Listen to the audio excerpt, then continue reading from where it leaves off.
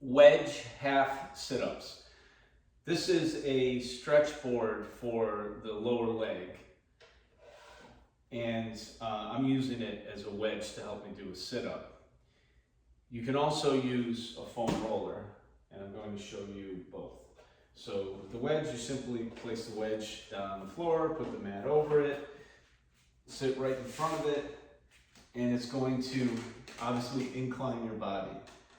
The advantage of this is it gives you a little assistance so you can target or move with, target your abdominals better, move with better form and control. So the half sit up is to sit up basically halfway. So it's not really a crunch, it's not really a sit up. It's a sit up until you remove your lower back from the ground, from the wedge.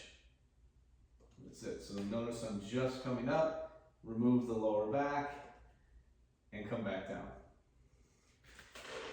You can do the same thing with a foam roller. It's set up the same way.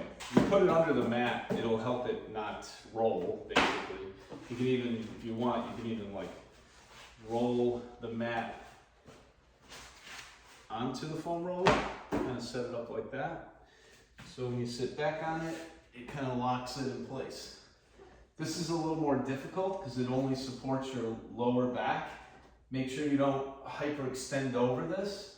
You basically want to just rest your lower back on the foam roller and sit up just enough to come off the foam roller. You may need to sit a little bit more forward.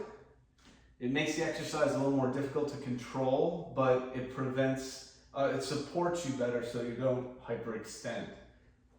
And in this case, I'm just going to sit up until that part of my back that's touching the foam roller, which is somewhere between the thoracic spine and the lumbar spine, comes off the foam roller. Your hand position doesn't matter. It's where you get the most control. So arms forward would probably give you more control.